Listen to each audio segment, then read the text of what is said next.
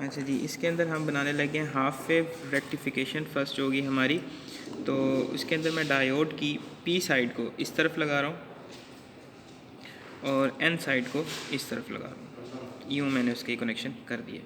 अच्छा, उसके बाद हमने यूज़ करनी है इसके अंदर रेजिस्टेंस का कोई भी पॉजिटिव या नेगेटिव टर्मिनल नहीं होता, तो इसमें कोई इशू नहीं है, आप उसको जिस तरह लगाएं। लेकिन ये फ़र्क आपने एक जहन में रखना है कि इसकी वर्टिकली जो लाइन आ रही है उसी में ही रेजिस्टेंस का एक जो लेग है वो लगानी है, और फिर दूसरी लेग को आपने अर्थ कर देना है।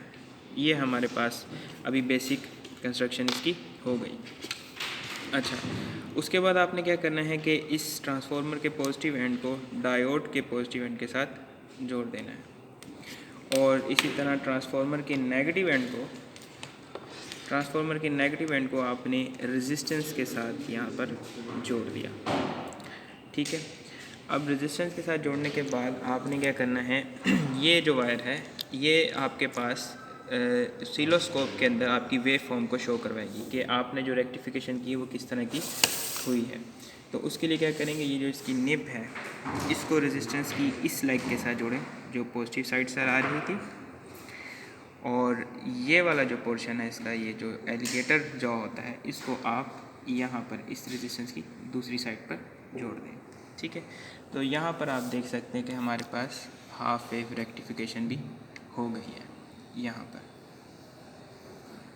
तो इस समय ये आपको बता देता हूँ कि ये किस चीज़ की वोल्ट आ रहा है। ये वोल्ट आ रहा है वर्टिकली कंपोनेंट जो बॉक्स हैं उनकी वैल्यू, यानी एक बॉक्स की वैल्यू 1 वोल्ट है। और अगर हम इसकी बात करें तो ये है एक बॉक्स की वैल्यू अगर हम हॉरिजॉन्टली चलें, तो ये हमें टाइम पीरियड दे सकता है और ये हमें वोल्टेज देगा।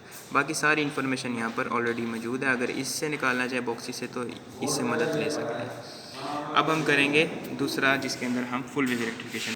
अच्छा, तो इसमें अब आपने ये ख्याल रखना है कि आपने क्योंकि पहले एन साइड को इधर रखा था और पी साइड को यहाँ रखा था, तो अब आप जब दूसरा डायोड लगा रहे हैं उसका भी एन साइड आपने उसी लाइन में लगानी है जिस लाइन में आपने पहले वाले डायोड की एन लगाई थी, सेम उसी में लगाई है मैंने।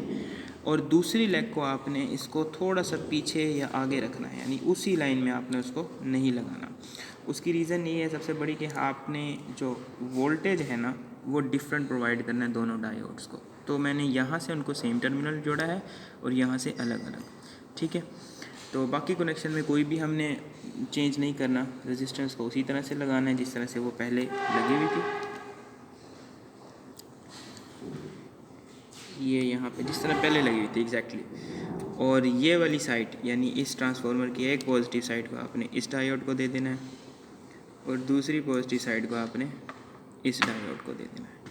ठीक है, अब आपने इस वेव फॉर्म को चेक करना है कि ये हमें ऑसिलोस्कोप के ऊपर कैसी वेव फॉर्म देता है। ठीक है, तो अब आप देख सकते हैं कि अब जो हमारे पास आई वेव फॉर्म वो फुल वेव रेक्टिफिकेशन हो गई।